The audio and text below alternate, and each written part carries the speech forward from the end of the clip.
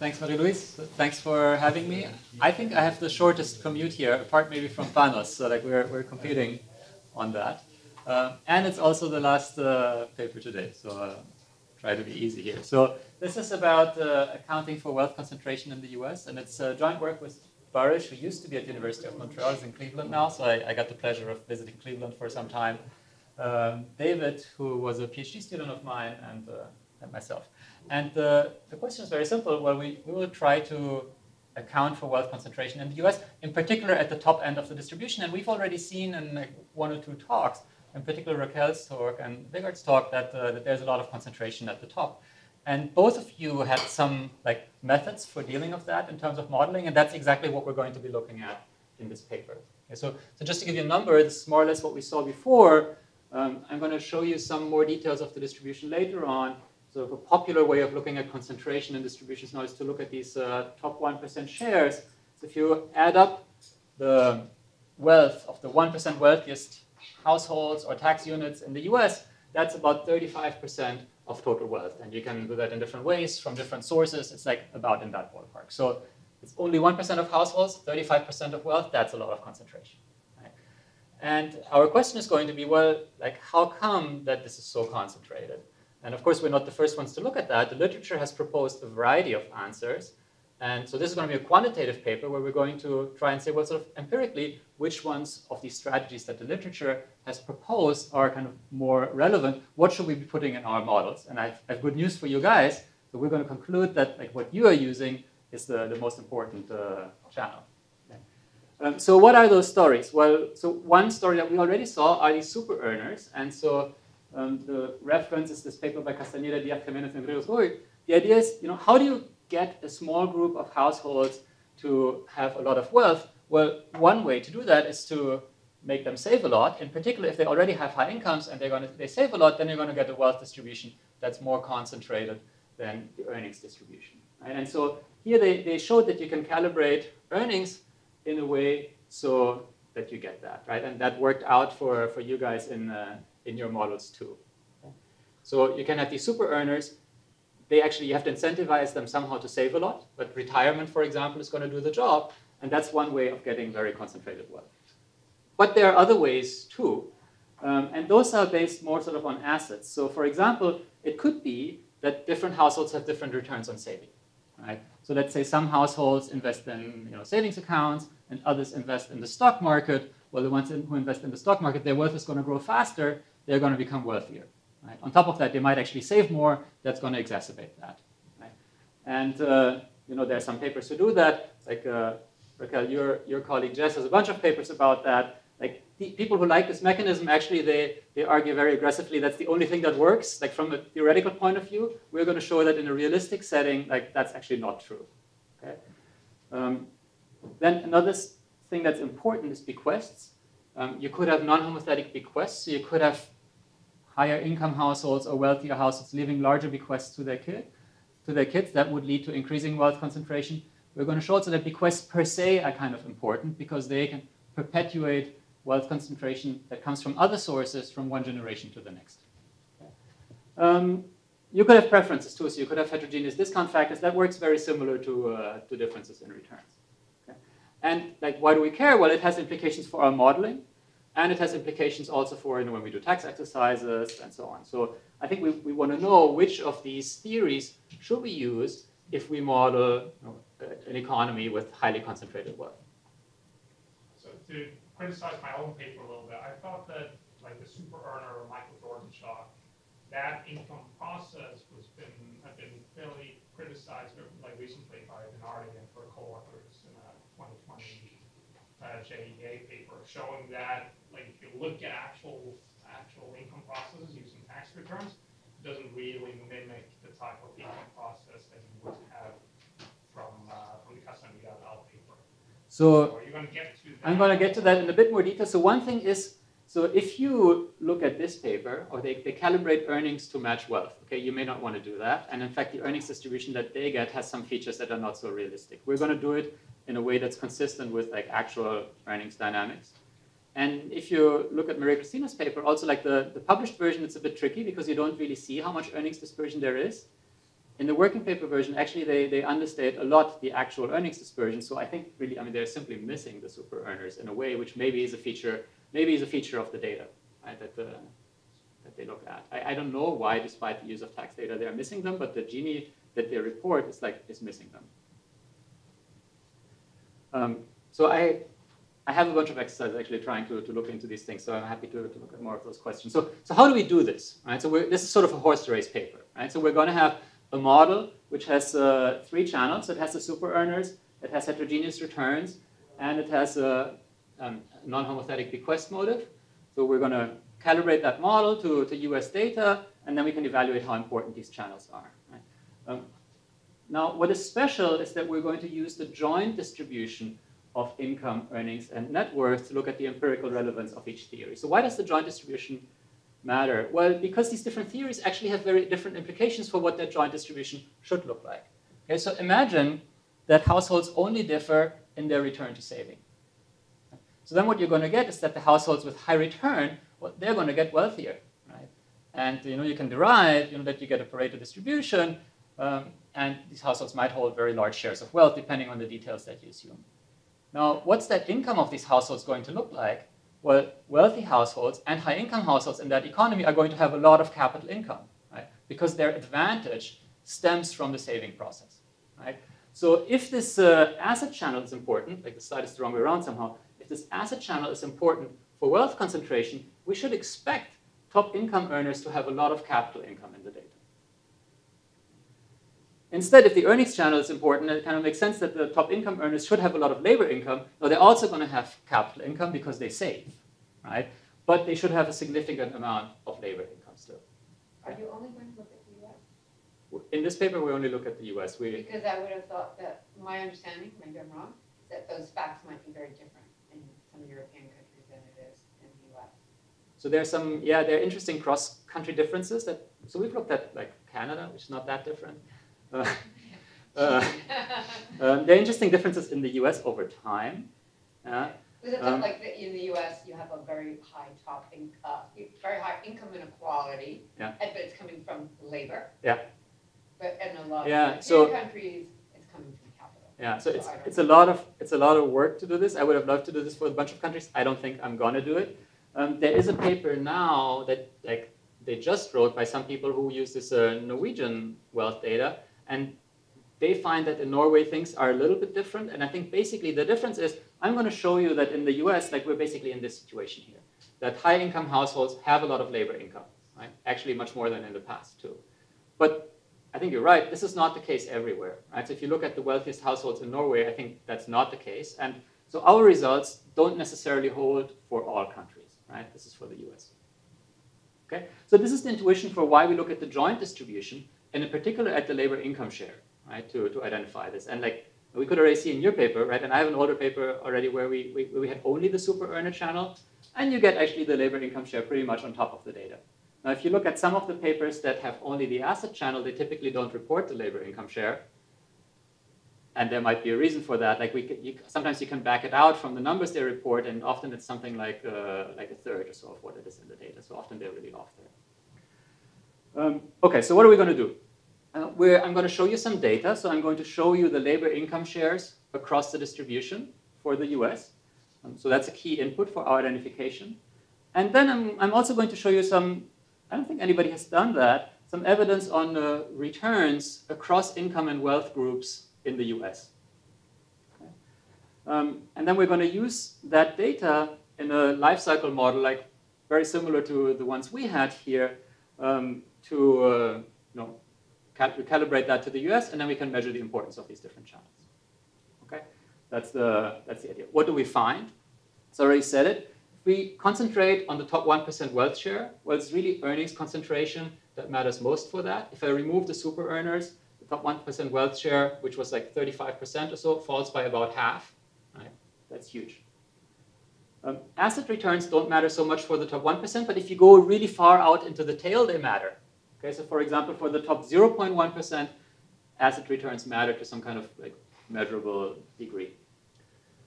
Bequests amplify the effect of assets, but don't matter so much on their own. And finally, I'm going to show you if you have a model where you only have return heterogeneity, you can calibrate that to get realistic wealth dispersion, but you're going to be completely off in some other dimensions, in particular, typically the earnings distribution and this labor income share. Okay, and if there's time at the end, I'm going to talk a little bit about some people have proposed that it's impossible to get what we get for theoretical reasons. If I have time at the end, I'm going to talk about why it's not impossible. Okay. And you're saying that preferences is going to give you the same as the different returns? So we haven't done it actually with preferences. Now, in the Euler equation, the preferences work in not the same way, but a similar way to returns. Originally, when we started this, we didn't have measures of the returns, and then if you calibrate the returns, it's kind of the same as calibrating the preferences. So we could do only one of those two things. Now we're going to calibrate the returns actually to match the wealth distribution. So already we're kind of maximizing the role we assign to returns, and we don't have that much of scope more there for the preference differences. But yeah, I think they would have a similar effect. I mean, maybe for the intertemporal elasticity of labor substitution. I don't know. Yeah, maybe. So also if you think of, so we're not going to have endogenous education, for example. So if you had that, there can be interactions actually between preference heterogeneity. Thought about your paper too. There could be interactions between preference heterogeneity, education, saving, all that stuff, right? And usually people think that this preference heterogeneity feeds into, promotes physical capital saving, but it could actually also promote the earnings channel. Yeah. Okay. So data. So basically, what I mostly want to show you is the labor income shares. But first, let me tell you a word about data. So what we use, when you look at wealth in the US, and you don't have administrative data, typically you go to the Survey of Consumer Finances. Administrative data don't have wealth either, so you have to, but don't have wealth, so you would have to make a lot of assumptions there. The SCF is designed to measure wealth at the top of the distribution well. This is why we go there. So it gives a pretty complete picture of net worth. We use all of that. And we use market income.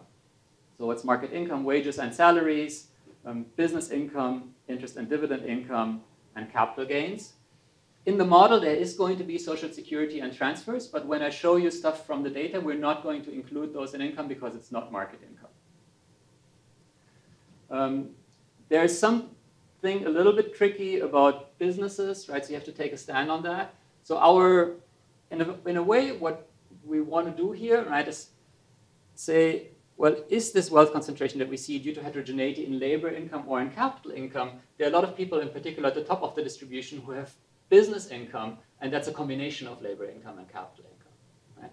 So somehow we have to split the income of those people. I mean, that's what we do in national accounts too. Right? So I'm going to show you numbers where we don't split this, and we put this just all in capital income.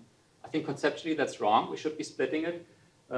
So then what we do for some people who they have a business, they don't report taking any wages out of that business, we impute the earnings and the capital income from that business. So we have a procedure for that. In the end, the numbers we get are kind of similar to what other people do. So I can tell you more about that if you want. But doesn't the BEA or NEPA, they have to do the same thing? So there should be well-defined procedures of splitting their income into capital income and labor income. If you just look at income in the United States and total income, and we split that into labor income and capital income, the hard part is always these capital owners. Mostly the firm owners. I assume that there must be a correct methodology to do this, but maybe not. Mostly what people do in the aggregate context is to assume that the split for this type of income is the same as for the rest of the economy, right? Which is not obviously the right thing to do, right? So there are some papers which have used some kind of more quasi-experimental settings to estimate this. We do it by regressing active business income on equity and other controls for labor input and getting a capital income share from that. That gives us a capital income share of 1/4, which is not really far off what you would get from aggregate data. Piketty and Size, when they look at top incomes, they have to deal with that too. They assume also that it's 70-30. So we're pretty standard here. Another issue that's not completely clear how to deal with is capital gains. What we're going to do is I'm going to show you numbers with and without capital gains, and we're going to take the average. Okay? we have a robustness exercise that kind of shows that like it doesn't matter too much what exactly you do. The main reason for that is that like Raquel said, people at the top of the income distribution in the US actually have quite a lot of labor income, like kind of no matter how you look at it. I'm going to show you that in a moment. One thing I want to show you before that is the wealth distribution and then the wealth distribution for different earnings groups. So here, for now, ignore the title. On the x-axis, we have percentiles of the wealth distribution, and I'm plotting the share of total wealth against that. So this is the 35% number that I gave you before. The 1% share is 35%, 5% share is like 63%, or something like that. And once you go like to the 60th percentile, you know, the top 60% hold basically all the wealth. This is sorting people by wealth. Now let's sort people by earnings. Then we get this. So what is this number here now? This is 19%. This is the share of wealth held by the top 1% earners. And so this is the share of wealth held by the top 5% earners. So this gives you an idea that there's fairly strong correlation between earnings and wealth in the data, and high-earning people in the US are wealthy. They hold a lot of wealth. Okay. Then we move on to the labor income shares. So, does that look like different colors? Okay, so I have to use left and right maybe. Okay, so there are always two bars together, right? The left bar is red, the right bar is orange. You cannot see that. I can barely see it from here. Okay. On the x-axis, we have percentiles of income or wealth. That's because the red bars are for the income distribution and the orange bars are for the wealth distribution. So what is this? Here I'm showing you the labor income share. So the share of labor income in the income of people who are in the top 0.1% of the income distribution. That's that bar. These whiskers show it with capital gains and without capital gains. And then the bar is the average. Okay. So what does this tell us? Well, it tells us that among the top 0.1% income earners, right, basically half of their income is from labor. If I go to the top 1%, this is actually not in the graph, this is down here. For the top 1%, we're going to focus a lot on the top 1%. For those people, 59% of their income is from labor. Okay, so the takeaway here is at the top of the income distribution, there is a lot of labor income. Okay, so and that kind of, I mean, that basically gives us the result already, right? Because if, you know, wealth was like all due to heterogeneous returns, like these people should have actually a lot of capital income. More so by wealth groups. So the orange bars are for different wealth groups. So the top 0.1% in the wealth distribution, so these are people who have wealth of more than $20 million. Okay. A third of their income is from labor. Okay, so these are like not people who are just like sitting on like real estate and a stock portfolio. These are people who are like working and getting like really high like salaries and wages, or who are running a business and who are getting some labor compensation out of that. Okay. If we go to the 1%, that's 53%.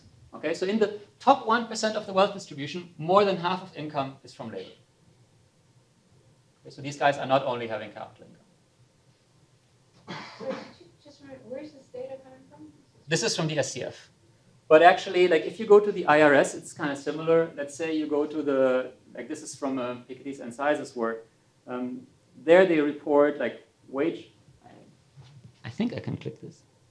Okay, so this is in the, no, this is not the IRS data. Okay, so in the IRS data, you can see wage income, business income, and capital income, okay, without business income.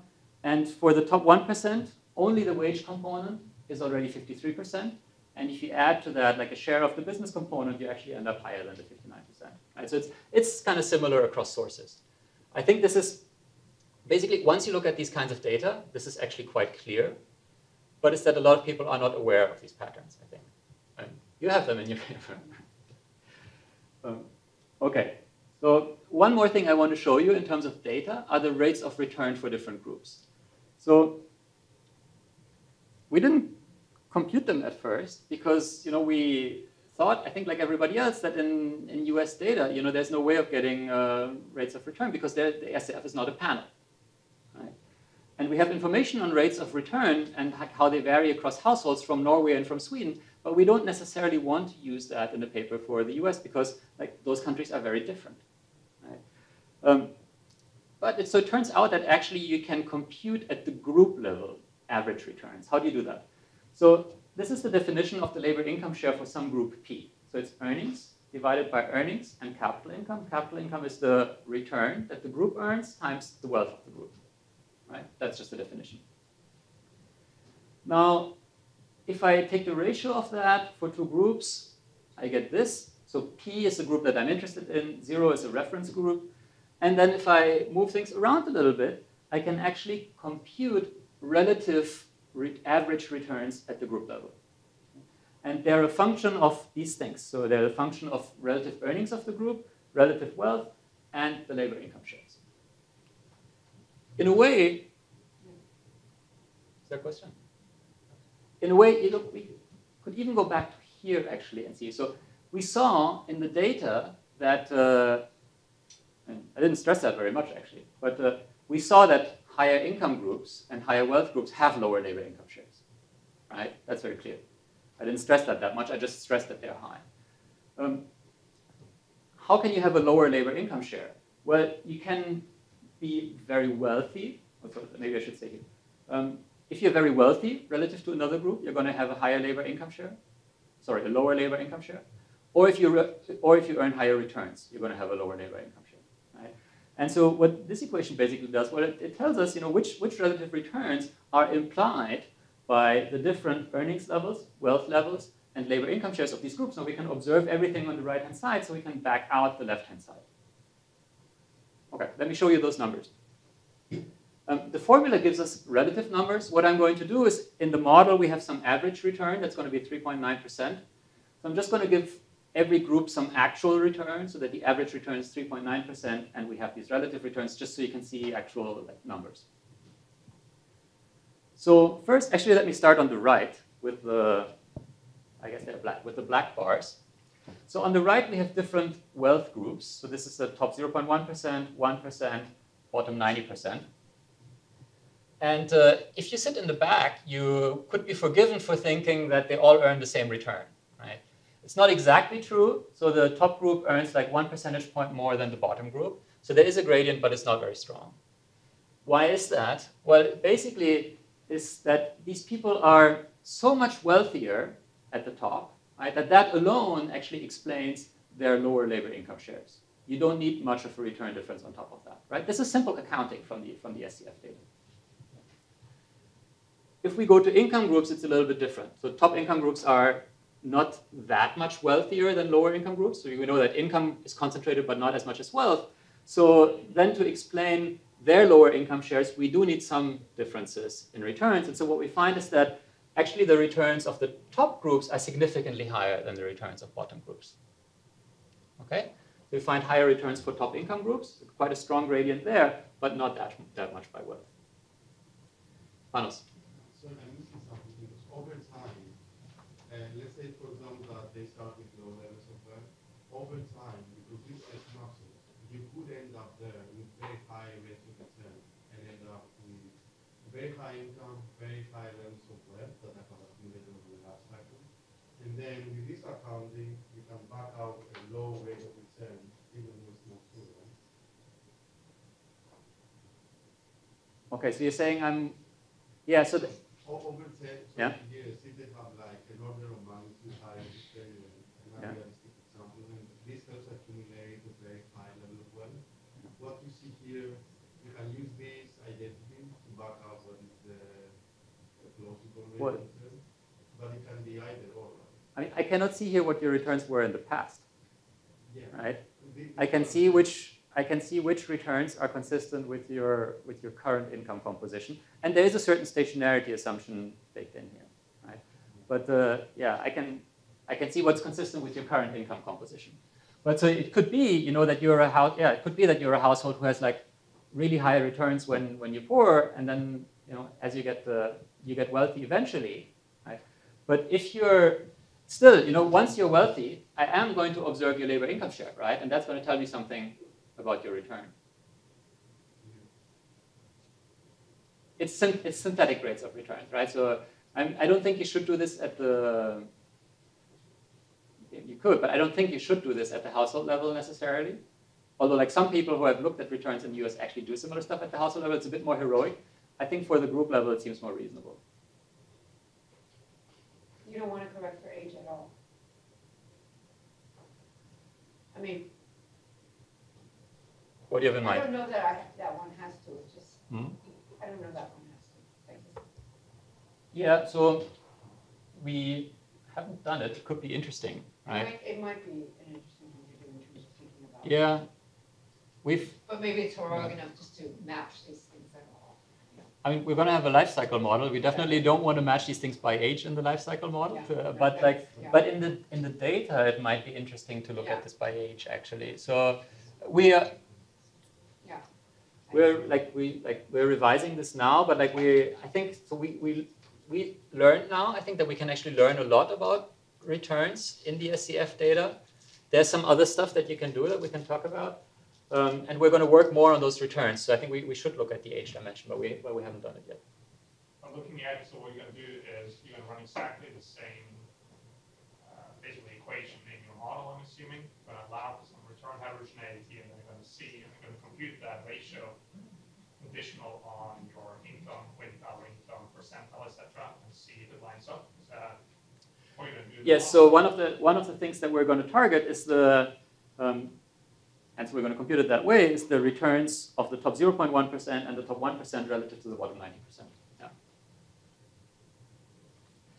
Okay, so what do we see in the data? We see that top earners are wealthy. We see that at the top of the distribution, people have a lot of labor income, right? And we see that there are differences in returns across income groups, not that much across wealth groups. Okay, spend some time on that. Let me get to the model. The model is going to be quick, and then we're going to see results. Model is like kind of standard. It's a general equilibrium life cycle model with incomplete markets. And the special features are going to be that we have all these channels that we want to evaluate. So they're going to be these super earners.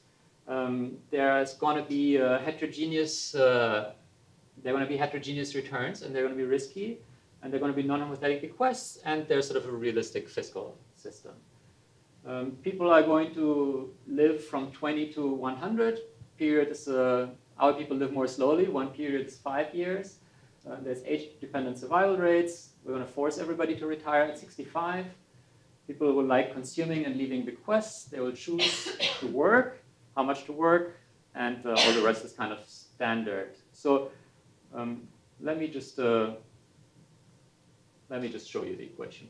Okay, so I'm going to go also like before over one Bellman equation, so it's just to kind of fix ideas. Then we're going to go to the calibration of the model and to results. So here's the problem of a working age household. So JR is retirement age, so they're below retirement age. We have a slightly smaller state space than you have, although it's kind of enough work, so I don't know how you do with yours. So people differ in assets, in labor productivity, and in their return. So kappa indexes these different return states. Okay? They choose how much to consume, how many assets to take into the next period, and how much to work.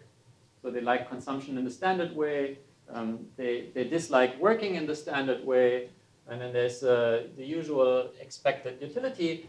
The expectation is taken over the productivity state that evolves stochastically and over the return, which also evolves stochastically. Okay. And then here, if you die, you get some utility from leaving a bequest, which I'm going to show you later. This is subject to budget constraints. So you can use your resources to consume. There's a tax on that, or to save. And when you get your resources, well, you have income, well, you have assets that you carry over from the last period. You have after-tax income. So here taxes are on labor income and on capital income. And there's a general transfer that everybody gets, like in Raquel's paper. Okay. Retirees are not allowed to work. Instead, they're going to get a Social Security benefit. That's going to depend on sort of the last productivity state that they had. So that's like marginally more general than what you had. Firm is standard, government is standard. We're going to look at the stationary equilibrium of this. We're not going to do any policy reforms. We're just going to do a decomposition exercise. Okay, calibration. So what are we going to have in terms of the government? So the there's going to be social security that's going to be pretty much, like it's a little bit simplified, but it's pretty much as in the law. In particular, there are caps on benefits, so it's going to be progressive. We take government spending from national accounts. Actually, there's this interesting issue that like lately there are these huge deficits, right? So you kind of have to take a stand on what to do. So actually what we take from national accounts is not the spending, but the revenue, okay? Because that's kind of what matters for the households, I think. Taxes, so there's a linear tax on corporate income. We take estimates of effective rates here. There are progressive taxes on household income, similar to how Raquel had them. And the average taxes adjust so that the budget balance holds. Now, the key parts to calibrate really are the earnings process and the return process. So what's earnings? So earnings consists of 4 components. There's your idiosyncratic income state, right? So that evolves from period to period exogenously. There's a deterministic age profile. Then there are hours that you choose. And there's a wage, which is a general equilibrium outcome. How do we calibrate those? So we assume that they follow a Markov process. And in particular, let me see. Okay, so there's something that's blue. Okay, so the blue stuff, well, let me say it differently. So we assume that they're actually hidden here. So these 2 numbers are actually 6 numbers. Okay, and then there are these 2 here. So basically, we assume that there are sort of 6 like regular productivity states and 2 awesome states. Okay, they're called, it's a technical term now. For these regular states, we can observe dynamics, wage dynamics across these states in the PSID, and we use that information. Why do I have it like that? Well, we actually assume that your productivity state for these regular people consists of a fixed component, that's the F, that does not change during your lifetime. You could think of that as like college, non-college or so. And a temporary component, right? And so the A here is a transition matrix for the temporary component. And so you're going to have like a growth in the variance of wages over the life cycle according to the temporary component and so on. Now, so we can take that from the PSID. Now, the trickier stuff that's more important for us is the top. Okay? So we have here 2 top states. So the Castaneda paper has 1 top state. We never did it with 1, actually. I find that 2 somehow helps a lot. In terms of like the realism. How are they different? So there's like the Michael, this is like the Michael Jordan state, is the highest one, okay? And now this one here is when you're like in the, whatever the school is. Drafted to the NBA? Exactly, like this is like when you get drafted, okay? So we're going to calibrate the earnings levels, but it's there. So this the lower awesome state is going to be quite a bit higher than the top regular state. So it's better to be drafted to the NBA than to be a dentist, okay? In terms of income. But you make much less than Michael Jordan. Now, the probability of getting there is the same for everybody, to being drafted into the NBA. It's the same for everybody, and it's going to be pretty low, of course, because these are small states. Now then, when you're drafted, you can move up, right? Maybe it turns out that you're Michael Jordan, or you can move down, right? If you're Michael Jordan, you can't move like all the way down right away. It's more like you become sort of a bit less awesome first, and then you kind of drop out. I think what that does is, so one criticism, like what Mary Christina always says, like one criticism of the super earner state is that, it doesn't seem realistic that Michael Jordan faces some risk of like becoming a janitor or some kind of average worker, right? So here, the risk that he faces is actually just of like still being very good, but not that good anymore. Personally, I think the much bigger issue here is that these people, or CEOs or so, they know that they're going to face retirement, right? And then some of these careers are actually quite short. So it's not that much just productivity uncertainty, but you just know that you're not in it for that long. So you want to save for a long time. Okay, so that was my interpretation. So how do we get numbers for this? So we used to calibrate this to wealth. People don't like that. Okay, so now we're like, okay, we calibrate this only to earnings. We calibrate other stuff to wealth. So we're going to calibrate these parameters to measures of earnings concentration, to the probability of staying at the top, and to top labor income shares. Now, like, obviously everything is a little bit joined here, but like at least, so we have a similar number of earnings targets as moments here. Okay, that's earnings. Rate of return. So your capital income has 3 components. So there's the interest rate, which is the same for everybody, so G outcome. There's your idiosyncratic shifter of the interest rate, and then there's your asset level. Okay. And again, we have to assume something about this idiosyncratic process. so here we have 3 levels, and we allow for transitions across those that we calibrate. And again, what you have is that you have sort of the regular guys. It turns out in the calibration that the low return people, they make almost nothing. It's like a savings account. The high guys, they make about 6%. So it's a bit like the stock market. And the top state is 25%. This is like investing in a good firm or like being really lucky in the housing market or something like that. These states, they are transitory, but they're pretty persistent in our calibration. So all these diagonal things are like higher than 0.9. Okay, so once you're in one of these states, chances are you're going to stay. If you're in one of the lower states, however, there is a small probability that you can move up into that top return state. And I think you saw this paper before, and I think you asked, do you allow these processes to be correlated? And so now we didn't have that. Now they're correlated. So we assume that this probability of moving into the top return state, it could differ for people of different productivity levels. Okay, and in fact, that's open in the calibration, right? It's an empirical question. And what we're going to find is that the people in the awesome state, they also have a much higher probability of having the top return. The data sort of requires that, but it doesn't matter a lot really. Okay, but some correlation is allowed for. Okay. How are we going to calibrate this? We're going to calibrate this to top wealth shares in the data, to intergenerational persistence of top wealth status, and to these numbers on relative returns that I showed you. Okay, finally bequest, the third channel. So we have a non-hypothetic bequest motive. This has 2 key parameters. So if you forget about the phi2, then phi1 controls how much you enjoy leaving a bequest. Phi2 controls how strong the non-homotheticity is. Turns out that non-homothetic bequests don't really matter. What matters, however, is unequal bequests. Okay? And now a lot of life cycle papers, and Vigard, I think you had that. I'm not sure about you. A lot of life cycle papers, they confiscate all the bequests and give everybody the same amount at some point. Right? So you didn't do that. Yeah. But a lot of people do that. So what we do is we assume that when you're 50, you draw a bequest from the actual distribution. Okay, so in the period when you're 50, a bunch of people die, right? So there's a distribution of bequests. You're going to get one of those. Now, in addition, we assume that we introduce some correlation between your characteristics and the characteristics of the deceased. Okay? And in particular, we look at bequests left by people of either high or low, long-term productivity state, and either high or low return.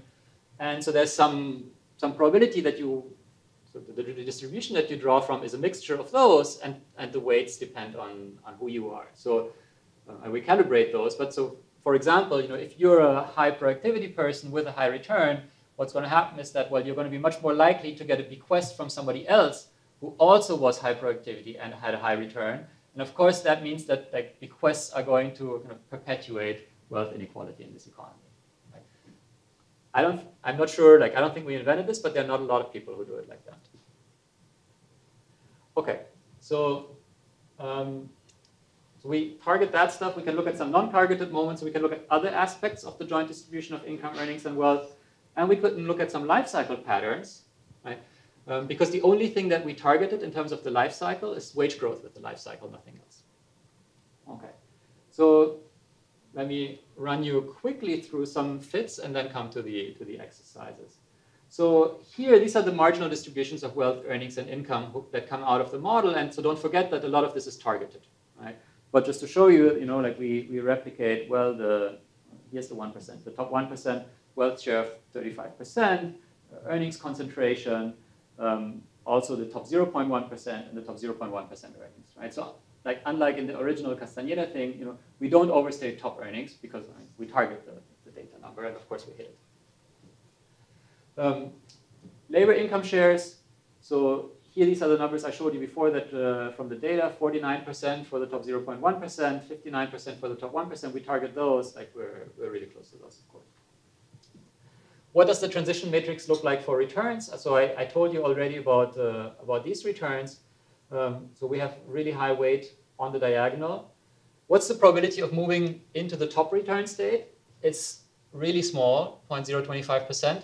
So in the end, the population share in the top return state is 0.1%. Well, because these people make a really high return, there cannot be too many people in that state. Right? Now, higher productivity people have a much higher probability of moving into that state, right? So, which implies that among so that was productivity, 7 and 8 are the two awesome levels, which implies that among the most productive people, like 1% of those are in the top return state, which is a lot more than in the population. But of course, it's a really small group, right, overall at the aggregate level. So are these the annualized position probabilities or the 5-year ones? The returns are annual and the probabilities are 5-year. So on annualized basis, it's basically close to 100%. Yeah. Yeah, I mean, I think you could think of these are really long-lasting states, right? And also, once you move into the top return state, this is really persistent. I think otherwise, I mean, what's going to come out is, what's the problem of this return heterogeneity in a life cycle model? It's that life ends. Okay, so and if you're like if you're young, I give you 25% return now. Well, I'm going to show you, it's going to take a long time before you get really wealthy, right? I mean, I don't know your salary, but like so it's going to take a long time. Now, if you have an infinite horizon model, okay, you're going to get there, right? But here, not. So, and just to give it as much chance as possible, there's a really high correlation. I'm going to make you stay in that state, right? And I'm going to make that state, or at least this one here, persistent across generations. So we're actually giving, like, the calibration already gives a lot of power to this, just because we're calibrating these to match the wealth distribution, everything that does not come from the earnings in a way.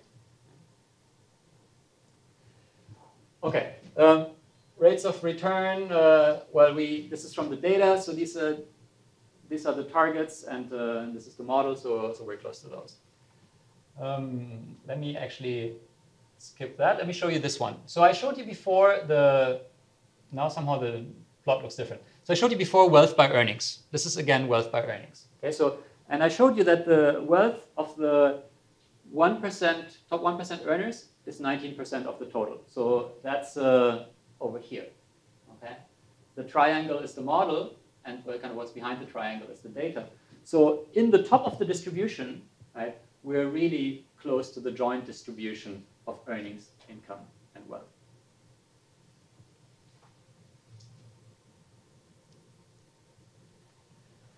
Life cycle. So here are, okay, this is kind of small maybe. So here are average life cycle patterns, earnings, income, and wealth. So again, the only thing that we put in terms of life cycle is a wage profile, right? So everything else is endogenous in the model. And you see that, as like kind of typical for a decent life cycle model, we get the average profiles are pretty good. What's maybe more interesting is like inequality over the life cycle. So let me show you that. So here you have the Gini of wealth and of earnings within an age group for the model and the data. Okay, so for example, what is this here? This says that the wealth Gini for people who are like in the first period in the model or between 20 and 25 in the data is almost 1. Right? How is that? Because you have a lot of people with almost 0 and some people with something, both in the model and in the data. And then they trend down together as people save, right? And they go in a remarkably parallel way, I would say, in both in the model and in the data. Okay. You can also look at age. Okay, so it's I think the last one I'm going to show you. Mean age in the top 1%.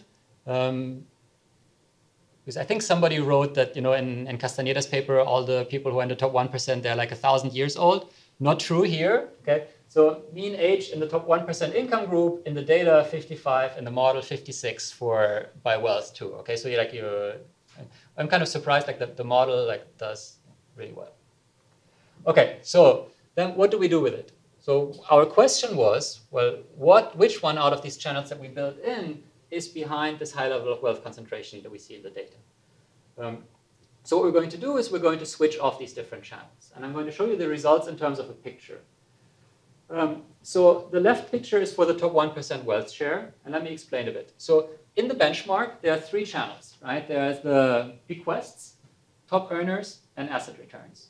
So what I could do is I could switch off each of these channels separately in the data. But actually, it turns out that there are a lot of nonlinearities here.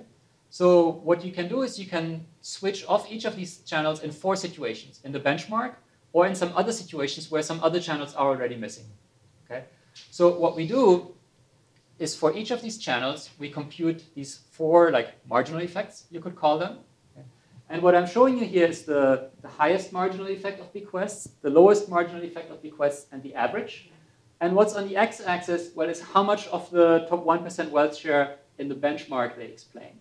Okay, and so bequests, for example, depending on the scenario that you're in, explain between 0 and 25%, and on average, let's say 15% of the top 1% wealth share. Hans?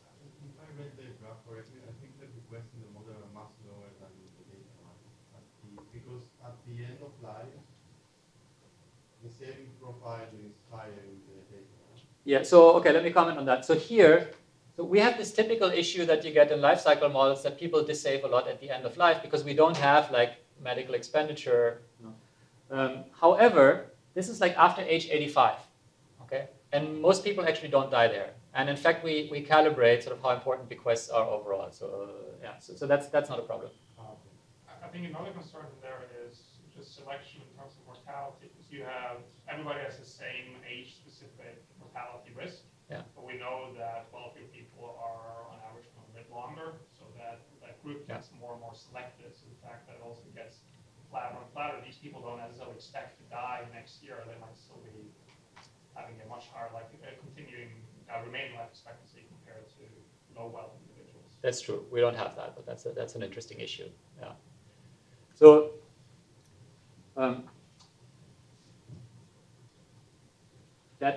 I'm not sure what that would do to the role of bequests. Yeah. So here in terms of bequests, we started out thinking, okay, we're going to look at just the non-homotheticity of bequests. Turns out that doesn't matter much. So what I should actually say that what we do for bequests is we compare the benchmark to an alternative situation where bequests are equally distributed. Okay, that maximizes the effect of bequests on inequality, basically. Now you can see very clearly that the effect of earnings for the top 1% kind of dominates all others, right? And what's, I think, also remarkable is that the effect of earnings is kind of stable across the different settings, whereas the effect of the other things varies a bit more across the different settings. For the top 0.1%, it's a bit different. So earnings still account for 40% of the top 1% wealth share. So if I switch them off, the top 0.1% wealth share is something like, like 19% or something, or like 14 maybe. So if I switch this off, it goes down by 6 percentage points. But now assets also matter there at the top, although it depends a bit on which scenario you look at. I don't have a picture for you, but something that's kind of interesting is that the bequest and the asset returns channel kind of interact. So asset returns basically don't matter if you have equal bequest distribution. They only matter if in our benchmark where bequests are unequal. And I think it makes sense because for this asset return channel to work, you need a long horizon, right? And if I equate bequests, I'm kind of cutting that horizon like brutally all the time, so that there's some interaction there. Okay, so I have something like 10 minutes or so, I think. So I want to show you so this is our main result, okay? This is what my claim was based on.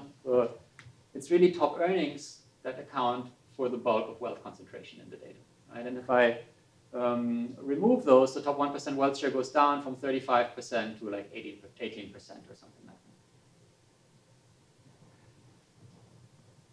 that. Okay, that's the main result. So now what I want to show you in the remaining time is some additional results and some kind of alternative calibration. So the first thing we did is something that it helps illustrate a bit the identification, and also helps us think a bit about what's wrong, if I don't have all the channels in my model. So what we're doing here is to think about a model which has either no top earners or no heterogeneous returns. But before here, when I was doing that, I was not recalibrating anything, right? I was just recomputing. Now I'm going to, let's say I switch off top earners, and I'm going to recalibrate just the top return to maintain the same top 0.1% wealth share. Okay, so that's like my shortcut way of having a model with only heterogeneous returns giving me the wealth concentration. Or alternatively, I can give everybody the same return, and I can change the top productivity state to maintain the same top wealth share. Okay? So obviously, it's a simpler model. Something is going to go wrong. Right? What goes wrong? Well, first, let's look at the case where I remove the top earners and I increase the top return to compensate for that. What happens? Well, things go kind of brutally wrong because, first of all, I've removed the top earners, so I get top earnings shares that are really, really low relative to the data. Actually, I didn't put the Gini here. The Gini, if you do this, the Gini is kind of like in the PSID because now I basically only have regular people, and the regular people are calibrated to the PSID. So it's a bit like the Denardi paper that you mentioned, right? But the top earnings shares like totally collapse, and also the income composition at the top totally goes off. So for example, if I go to the top 1% wealth people, their labor income share is only 7% in this alternative scenario versus 53% in the data. And this is sort of backs up my initial intuition, right? Where I said if I have only heterogeneous returns, people at the top are only going to have capital income. Turns out it's not only, but it's like 93% capital income. Okay? So if I ignore the top earners, things go kind of like badly wrong. And this is not just our paper. So we try to see in some other papers with heterogeneous returns what are the implied labor income shares. It's not always easy, but you can kind of bound it. And typically they get like labor income shares at the top that are maybe 20% or something like that, much below the numbers in the data. Okay, so this is a cautionary note against like using like only the heterogeneous returns. Okay, instead, what happens if I forget about the heterogeneous returns? I give everybody the same return, and then I recalibrate the wealth process to I recalibrate the productivity process to match the wealth distribution. Like this is kind of similar in spirit to Castaneda or a bit to like what you did. Right? I also go wrong in some dimensions, but not that bad. So then I'm going to have too much earnings concentration, and the top earners are going to have a too high labor income share, which again is in line with my intuition from the beginning. Right? So if I forget about the heterogeneous returns, I'm going to overstate the importance of earnings, but it's kind of much less bad than erring on the other side. Details matter here because you got the labor income share at the top right, actually, right? And we have an earlier paper where we only had the top earners, we didn't have the heterogeneous returns, and we also got the labor income share right without targeting it. So this actually could even be better than here. So I think if you don't want the 3 channels, if you want to throw out one of those 3 channels, it's clear which one you can throw out. Okay, then nobody said anything about entrepreneurs today. I think I was the only one. I wanted to say it, but Okay, so I'm going to say something. I thought, and you use that, I think we talk about that, how is important then the you use retirement because a lot of savings in the retirement part. Yeah. And there is a lot of heterogeneity and entrepreneurship. That is the 2 typical. Yes. So usually people like jump up and down and say entrepreneurs. Okay, so what's our take on that? Well, I told you a bit in the data section, right? So in a way, so we're doing accounting here, right? And we're trying to look at basically labor income versus capital income, and the entrepreneurs are in the data, right? We're splitting their income into labor income and capital income. And they're in the model too, because people are heterogeneous in productivity and in returns, and you can think of that as generating business income, right? So in a sense, they're there, but you could worry that like maybe they're different, right? So something we did is so we didn't want to go like to a full entrepreneurship model, but something you can do that's a bit easier is let's actually throw out the entrepreneurs in the data and compare the data like with everybody, so including entrepreneurs, to the data without the entrepreneurs, like only wage workers, and then like also recalibrate the model for that. Why is that? If you're not doing a policy experiment and entrepreneurship is not endogenous, why do you have to do this? I mean, why isn't it the entrepreneurs going to be captured by the joint distribution of earnings and wages that you've calibrated? That's because like 3 out of 4 referees want it. It's like because they wrote papers of entrepreneurs. I like entrepreneurs, I like entrepreneurship. Sorry, I worked on entrepreneurs, but like here I don't think it's that essential. So let's see, so what do we do here? Okay, so we want to see if entrepreneurs are different. So they are present in our baseline. So what we're going to do now is we're just going to throw them out, and we're going to see if things are different when we throw them out. Okay. So here's data. Here are the marginal distributions of wealth, earnings, and income, and over there are the joint distributions with and without entrepreneurs. You can't see this very well, but you could be excused for like not seeing much of a difference. So let me show you. So top 1% wealth share with entrepreneurs, 35%. Without entrepreneurs, 31%.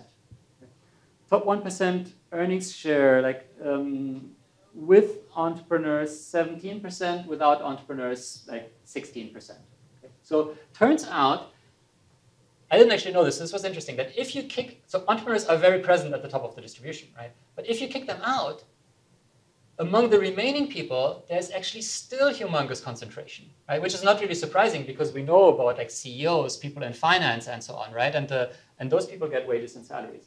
So if we kick entrepreneurs out, the data don't change that much. Labor income shares rise, right? But the data don't change that much. So let's see what happens in the model. So what we do is we actually we don't fully, but we sort of partially recalibrate the model. We repeat the same exercises, same graph as before. Top 1% wealth, there's no label. Top 1% wealth share, 50% of this is due to top earners, like before, no change. There is a bit of a difference for the top 0.1%, where the contribution of asset returns rises from like 30% to 40% or something like that, right? So I think the reason is, yeah, our benchmark already accounts for entrepreneurs, right? And the populations, so entrepreneurs are wealthier, but like sort of the inequality in the general population and among non-entrepreneurs is not that different. So our results here are not that different, and I think we're okay. Okay, so a last word about how is this possible, okay? So here I'm citing from a paper in JET by Sechersky and Toda. So they have an impossibility theorem, okay? By the way, I don't mean to criticize them. I like them, okay? And it turns out that it goes in our direction. So if agents are infinitely lived, saving is risk-free, and agents have constant discount factors, so that's the Ayagari model, basically, okay? Infinite horizon Ayagari model. Then the wealth distribution inherits the tail of income shocks. What does this mean? This means in the standard Ayagari model, if you have a thin-tailed income process, you're going to have a thin-tailed wealth distribution. If you have a Pareto income process, you're going to have a Pareto wealth distribution, but with the same parameter. But in the data, the wealth distribution has a fatter tail. So the idea is that this is an impossibility result, that in an Ayagari model like that, you cannot replicate the data. That's why they call it an impossibility result. Now, how can it be, that we say that so much of wealth inequality is due to earnings? Well, it's number one, right? So this result holds for infinite horizon models, right?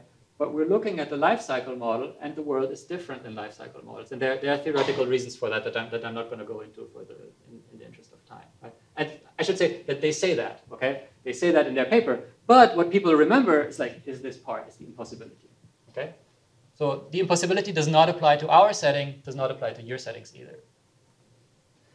In fact, like your other colleague, Tom Sargent has a paper with Wang and Yang where they show analytically, actually, you can have a life cycle model where people have a common return, and you get a wealth distribution that's more fat-tailed than earnings. And really, what's key is that if people start their life with low wealth, and in the data we see that wealth grows faster than earnings, right? That's a key fact of the life cycle, right?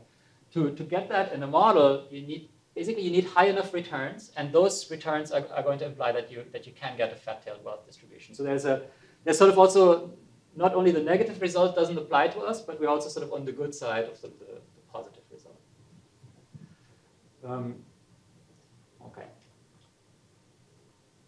Okay, two final words.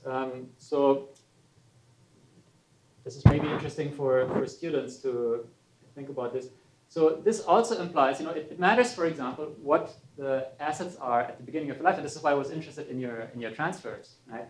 And so we give people the bequest at age 50, which is the average in the data. But if we give people bequest at birth, which is not what happens in the data, but in the model you can do it, what happens? Well, earnings are going to matter less for wealth, and returns are going to matter more for wealth. right? Makes sense because you're kind of moving a bit closer to the dynastic setting in some sense. Second thing, I kind of already said that. So one thing is that, like, how is our result possible? The other question is like, why don't returns matter more? And basically because life is short. I mean, even the long life that we have is sort of too short. So if you just like run the numbers, right? If you get the top return at the youngest age and you make the income of a dentist, right? It takes 35 years to reach the top 0.1%. And that's just too long because in reality, like, people tend to like not get the top return when they're 25, and they tend to like not keep it forever, right? And this is just why in a life cycle model, this channel is not that powerful. Perfect. So let me conclude. So has that point been made before in this literature? I'm just curious because it seems like a very important point to make. Look, you're not going to be able to get, even if you have differential returns. You have X number of years in which to accumulate them. It's not wrong. It's a negative result, right? So I don't know like how much people are going to like it. Like in the earlier version of Tom Sargent's paper, it was like kind of hidden a bit. It's not very prominent in our paper right now, so maybe we should write it up better. Thanks. So, okay, so we look at these three possible determinants of wealth concentration in a model that fits like joint distributions very well. And has realistic earnings concentration, and we find that this realistic earnings concentration is the key determinant of wealth concentration, at least for the 1%. And like only if you go really far out into the tail is there a role for return heterogeneity. That's the bottom line.